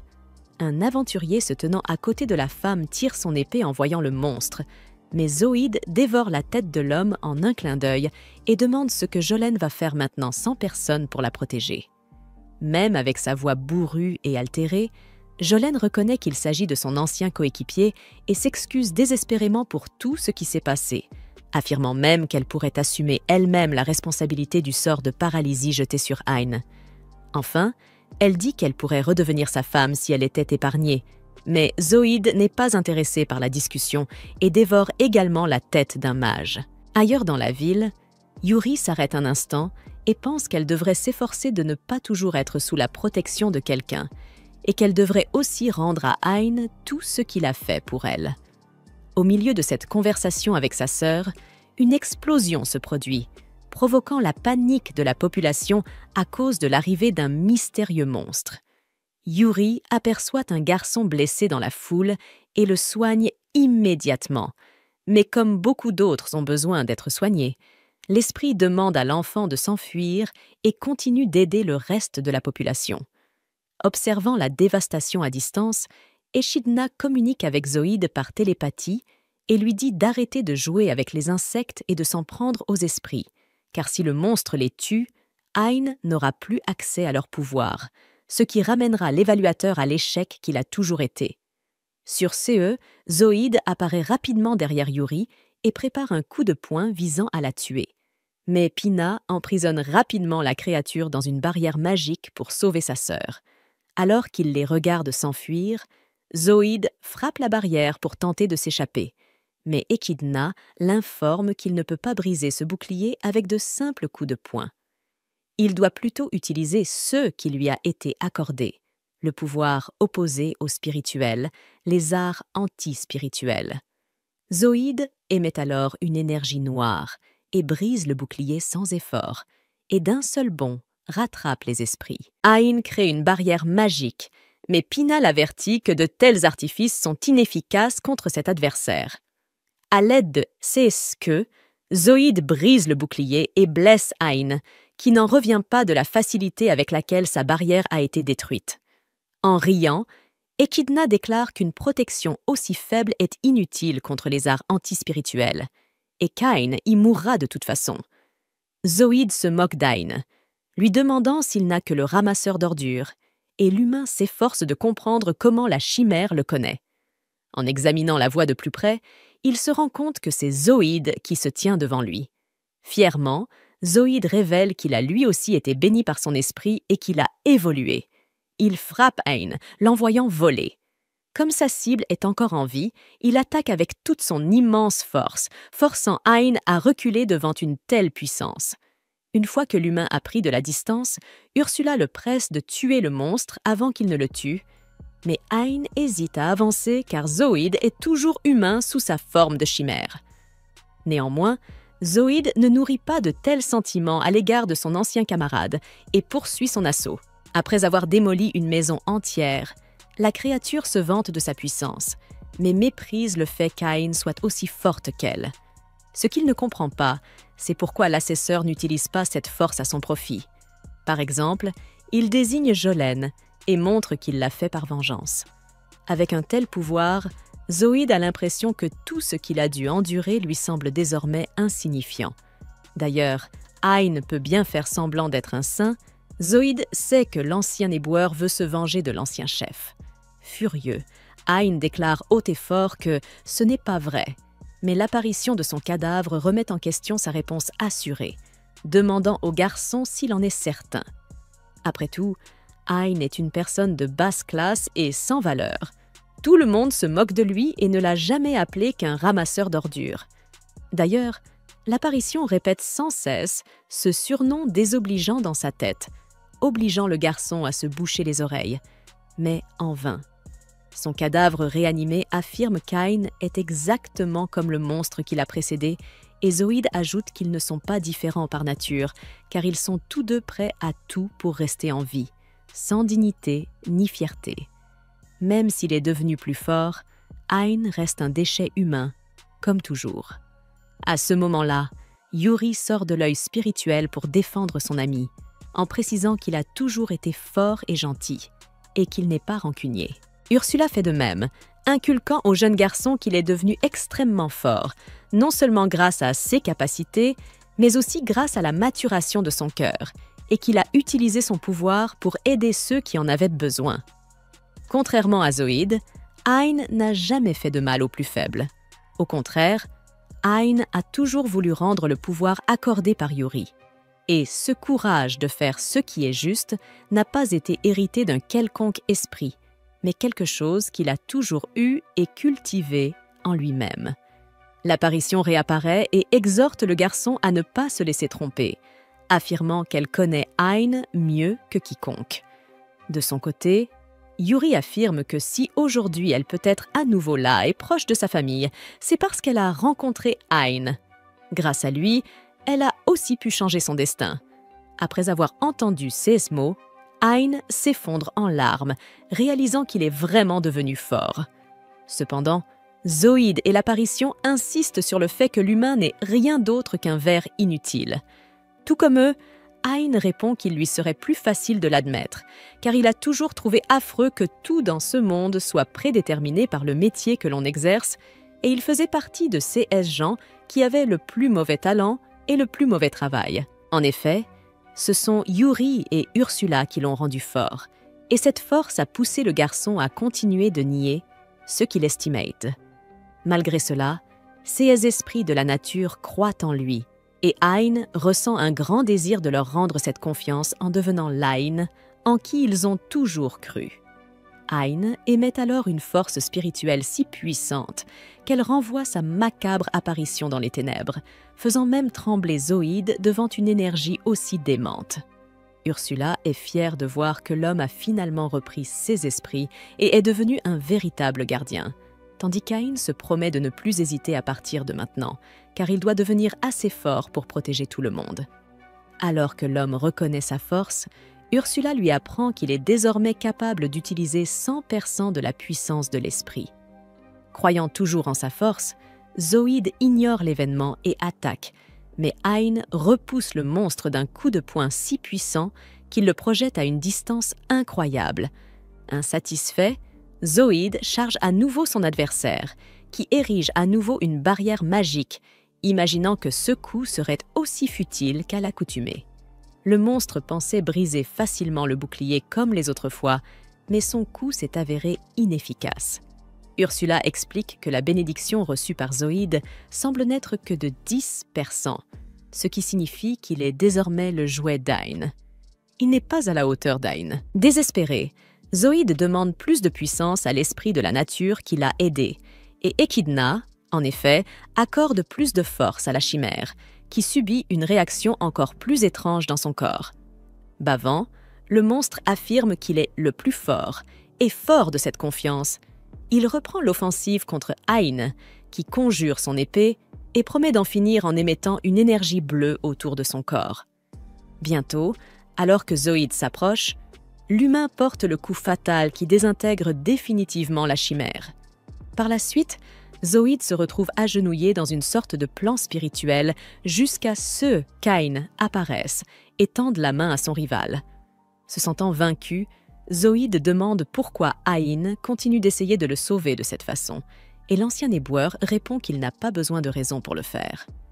Sincèrement, le perdant avoue que c'est justement cet aspect d'Ain qui l'irrite tant, car il continue d'agir avec arrogance, alors qu'il n'est que faible.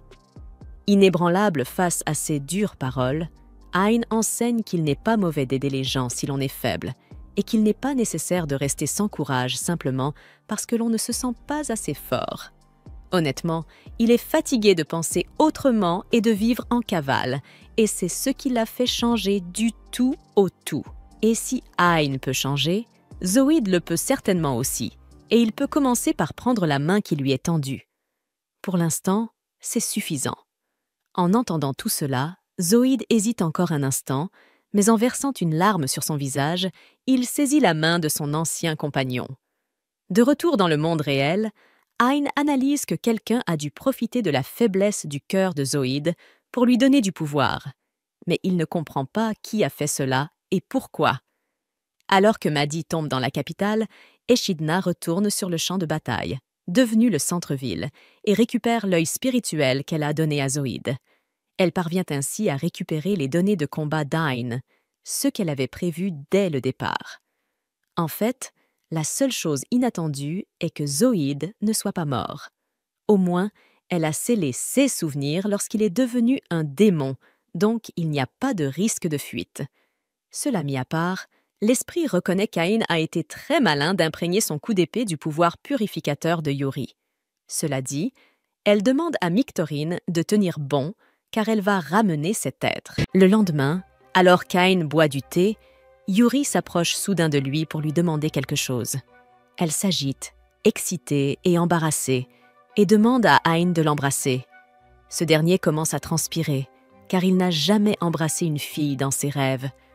Il demande à Yuri d'arrêter de le taquiner, mais elle insiste sur le fait qu'elle est sérieuse, car c'est le rituel du contrat entre un esprit et son gardien. À ce moment-là, Ursula surgit derrière le canapé et, bien qu'elle ne soit pas très contente, elle affirme que Yuri dit la vérité. Elle explique que jusqu'à présent, Ain était un gardien en formation et que son lien avec Yuri était instable, son mana étant soit trop fort, soit trop faible, ce qui mettait Yuri à rude épreuve. Ursula lui dit que maintenant qu'il est éveillé, il devrait passer un contrat avec elle pour stabiliser leur lien, et Ain comprend. Il pense que l'embrasser sur le dos de sa main suffira pour le contrat. Mais Pina et Kiro arrivent à leur tour et conseillent à Ain de l'embrasser avec la langue. Il leur dit de regarder cela et bien d'autres choses sur son OnlyFans pour seulement 39 $ par mois. Puis Ursula les réprimande, leur disant de laisser un peu d'intimité à Ain et Yuri. Sur ce, tout le monde quitte la pièce et Yuri ferme les yeux pour se préparer au baiser. Ain est choquée parce qu'elle va vraiment l'embrasser et il s'approche d'elle avec enthousiasme. Malheureusement, il trébuche sur la jambe de John Cena et au lieu de s'approcher des lèvres, il embrasse accidentellement Yuri sur le front. Cela suffit à former le contrat et Ain se met à niveau, tandis que Yuri commence à fondre de joie. De son côté, Echidna se rend au royaume des démons et rend visite à un démon corbeau de haut rang nommé Falco. Elle lui dit qu'elle a des ordres à lui donner directement de la part du seigneur des démons, qui veut qu'il tue Ain. Falco ne souhaite pas s'occuper personnellement d'un simple humain, et même lorsque Echidna lui dit qu'il a vaincu Behemoth, il n'est pas convaincu. Echidna use donc de ses charmes pour le séduire, et comme un bêta simple, Falco lui promet d'en finir rapidement avec Ain. Il crée immédiatement un portail vers le monde des humains et s'envole à toute vitesse vers la maison d'Ain. Il est persuadé que sa super vitesse lui permettra de remporter une victoire facile. Mais apparemment, Ain l'a senti approcher, et il sort de sa chambre pour lui parler. Falco s'arrête devant lui et commence à se présenter fièrement. Mais Ain lui demande de se taire car tous les autres dorment. Falco est furieux et fonce à toute allure, mais pour Ain, il se déplace très lentement. Ain le repousse d'un coup de poing et arrive à côté de lui en 1 seconde. Il frappe Falco avec les balles à vide pour l'achever, puis absorbe ses capacités de contrôle du vent et de super vitesse.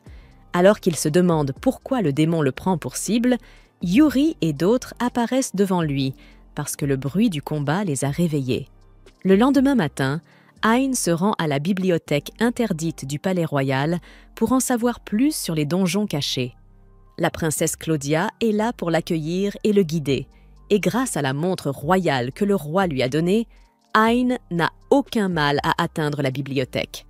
Cependant, Claudia lui dit que seuls ceux qui ont la permission du roi et du bibliothécaire peuvent entrer dans la bibliothèque interdite. Elle demande à Ain d'essayer d'entrer par la porte, et il y parvient sans problème. Mais lorsque Yuri tente de le suivre, elle se heurte à un mur invisible. Ursula se téléporte à côté d'elle et constate que le mur est assez fort pour l'empêcher d'entrer elle aussi, et qu'il a également perturbé la connexion entre Ain et Yuri. Ain est inquiet, mais il décide de trouver rapidement ce dont il a besoin. Une fois arrivé au bâtiment principal, il se rend compte qu'il y a trop de livres et qu'il n'a aucune idée de comment trouver celui dont il a besoin. Soudain, il aperçoit une jeune fille qui tombe par terre et il s'empresse de la sauver. La jeune fille est très émue lorsqu'elle le remercie et Ain lui demande comment elle est tombée. Elle répond qu'elle lisait un livre en haut de la bibliothèque et qu'elle était tellement occupée qu'elle n'a même pas remarqué qu'elle tombait. Elle utilise alors la magie pour remettre son livre à sa place et se présente comme Alice, la bibliothécaire. Elle lui dit qu'elle connaît l'emplacement de chaque livre dans cet endroit et Ain lui demande si elle peut aussi l'aider. Il dit qu'il veut un livre sur les donjons cachés afin de pouvoir réunir une personne spéciale de sa vie avec sa famille. Alice devient soudain un peu triste en entendant cela, et après avoir donné le livre à Ain, elle lui demande comment va Yuri. Il s'étonne qu'elle connaisse Yuri, et Alice lui dit qu'elle est aussi l'un des esprits de l'Arbre-Monde, et qu'elle peut voir le noyau spirituel de Yuri dans l'œil d'Ain. Ain est choquée d'entendre cela, et à ce moment-là, Aka'an, la gardienne d'Alice, arrive et commence à la réprimander pour ne pas l'avoir informée de la présence d'un invité. Ain et Aka'an sympathisent immédiatement, puis il dit à Alice que ses sœurs l'attendent dehors. Aka'an s'empresse de lui dire qu'il leur est impossible d'entrer pour rencontrer Alice. Elle explique que cette bibliothèque ne se trouve pas à l'intérieur du palais royal, mais qu'il s'agit d'un donjon caché auquel on accède par un portail qui est la porte de la bibliothèque interdite. Elle explique que le portail est soumis à de sérieuses restrictions et que seuls les humains approuvés par le roi et Alice peuvent y pénétrer. Il existe un ancien contrat entre l'esprit de l'Arbre-Monde et cette bibliothèque, qui profite aux deux parties, et si Yuri ou Pina y pénètrent de force, le contrat sera rompu. Aka'an explique à Ain que le seul moyen d'amener ses filles ici et de leur faire rencontrer Alice est de trouver l'emplacement du donjon caché et de le nettoyer correctement. Ain suggère de faire sortir Alice à la place, mais Aka'an lui répond que cela n'arrivera pas non plus. Elle dit qu'Alice est une faible qui ne peut pas se battre et qu'elle n'a pas non plus l'intention de quitter cet endroit. Alice devient sombre en entendant cela et Ain s'approche d'elle, sachant qu'elle a peur d'aller dans le monde inconnu. Il lui dit qu'il était lui aussi comme ça, mais qu'avec le soutien de Yuri et d'autres, il est devenu plus fort et plus confiant. Il promet à Alice que si elle veut découvrir le monde, il la protégera de tout et la soutiendra de toutes les manières possibles. Alice s'énerve en entendant cela, puis Ain lui dit qu'il la reverra demain lorsqu'il aura trouvé l'entrée du donjon. Le lendemain, alors qu'Aka'an toilette Alice, elle lui demande si elle veut sortir. Elle sait qu'Alice a peur, mais il est facile de lire sur son visage qu'elle aime Ain. Alice lui dit qu'elle est tombée amoureuse d'Ain au premier regard et que tout ce qui s'est passé est exactement comme dans les livres qu'elle a lus. Cependant, elle n'est toujours pas sûre de devoir sortir avec Ain et Aka'an l'encourage à faire le saut de la foi. Elle lui demande de faire confiance à Ain et de l'accompagner, car même si les choses ne se passent pas bien, elle pourra toujours rentrer chez elle.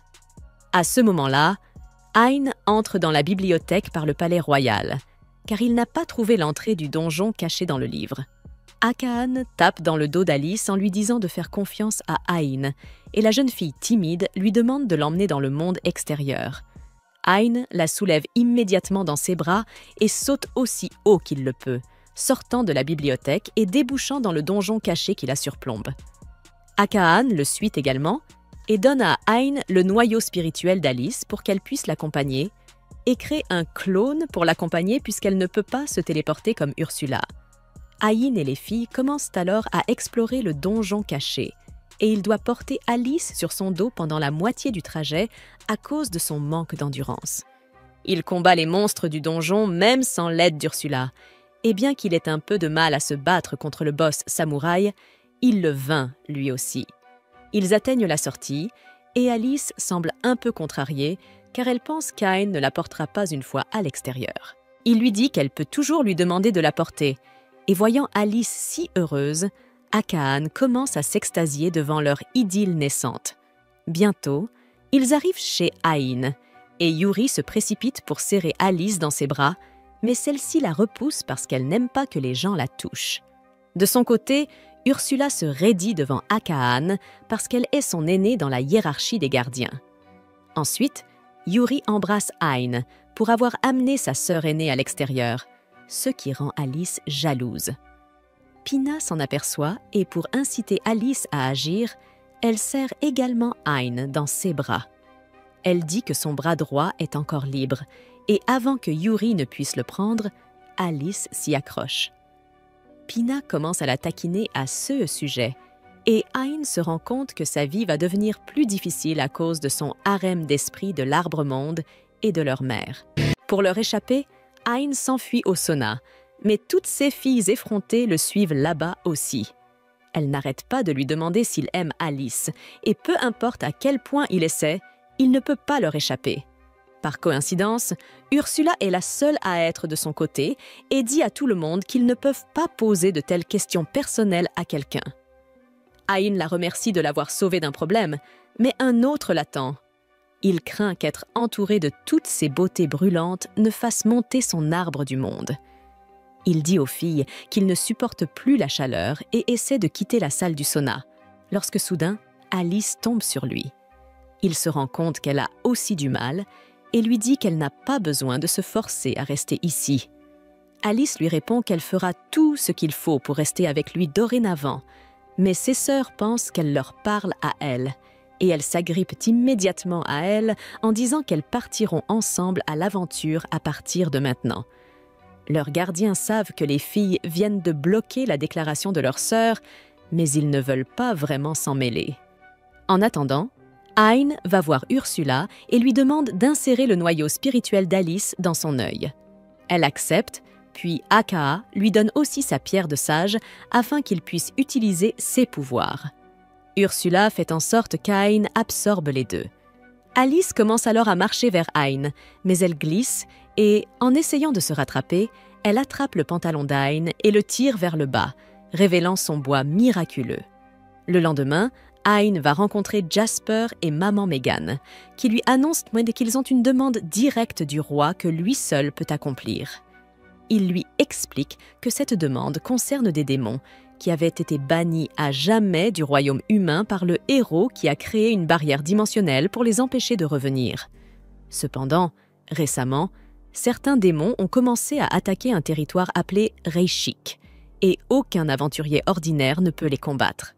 Jasper et Megan demandent à Hein de s'occuper des démons avant qu'ils ne blessent davantage d'humains. Il convoque immédiatement une réunion avec son harem et décide d'accepter la mission. Pendant ce temps, sur le territoire de Reishik, un groupe de personnes se dirige vers un Stonehenge.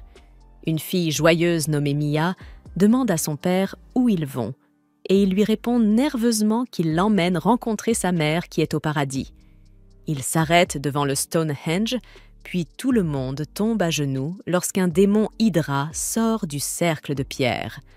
Le père de Mia lui dit d'avancer car l'Hydra l'emmènera auprès de sa mère, pensant qu'elle ne se doute pas de son destin. Cependant, Mia sait qu'elle va être sacrifiée, mais elle avance courageusement, prête à se sacrifier pour le reste des villageois.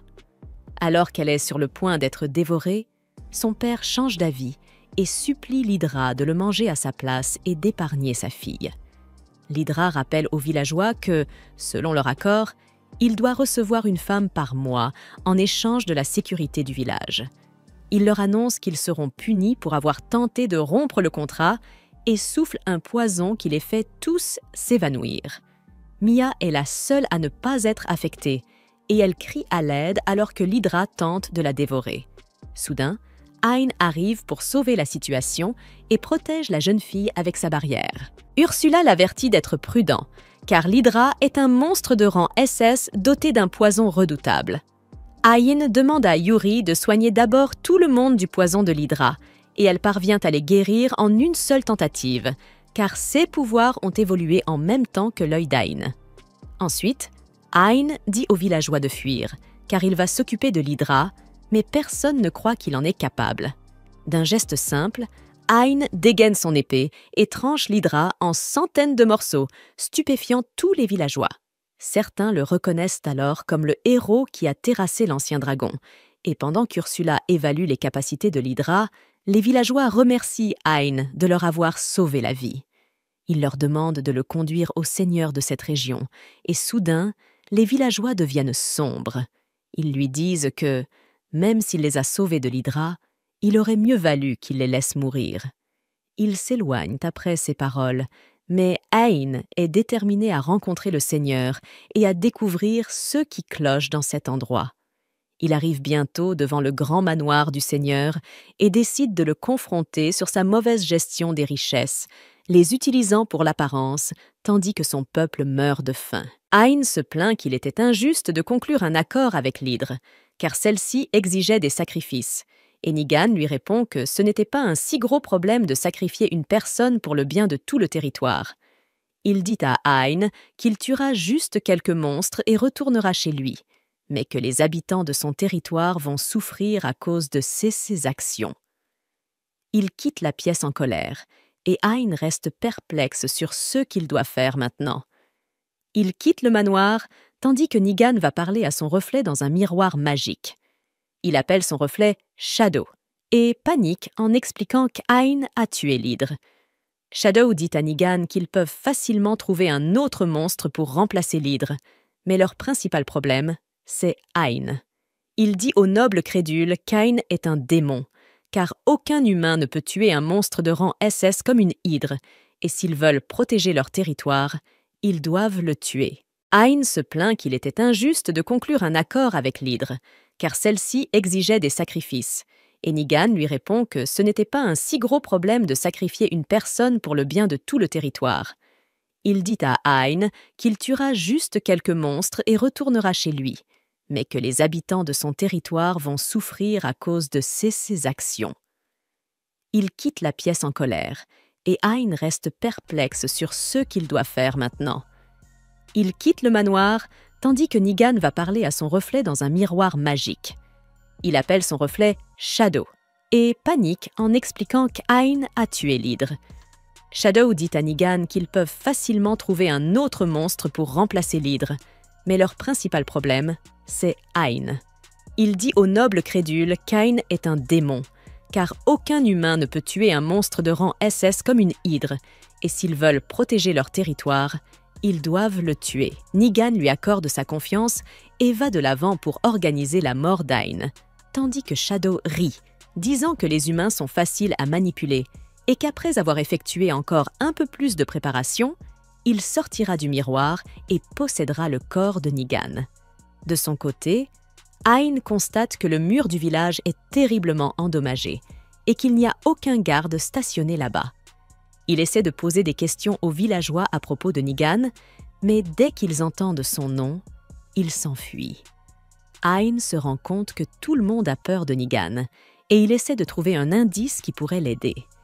Il trouve bientôt un homme découragé assis seul, fixant son champ ravagé par les monstres dès la mort de l'Hydra. Il lui dit de retourner d'où il vient, car des gens comme lui ne peuvent absolument pas les aider. Hein prend cela personnellement et utilise immédiatement sa magie pour préparer le champ, puis plante des graines magiques pour faire pousser des légumes instantanément. Ensuite, il utilise la magie de la terre pour créer un mur épais et haut autour de la zone afin d'empêcher les monstres d'y entrer. Le fermier est choqué de voir cela, et Hein lui dit qu'il est trop tôt pour qu'il abandonne sa vie. Il lui demande de lui permettre d'aider ce village, et l'homme se met à rire, car ses paroles lui rappellent le père de Nigan, l'ancien seigneur. L'homme raconte que l'ancien seigneur était une personne gentille et courageuse, mais dès qu'il est mort et que son fils a pris le pouvoir, tout a empiré. Dès que Nigan est arrivé au pouvoir, l'Hydra est apparue, et il a conclu un contrat avec elle sans réfléchir à aucune autre option. Il a réduit leur budget de défense et a augmenté les taxes au maximum, et tous ceux qui ont protesté contre cela ont disparu sans laisser de traces. Cela a fait perdre tout espoir à tout le monde, mais maintenant, le fermier dit qu'il croit de nouveau en l'avenir grâce à Hein. Hein est ému en entendant cela, mais soudain, les pouvoirs d'Alice s'éveillent, et il voit qu'une énorme horde de monstres se rapproche du village. Yuri sort pour lui demander si tout va bien, et il lui dit qu'il va vaincre tous les monstres afin qu'aucun d'entre eux ne puisse nuire au village.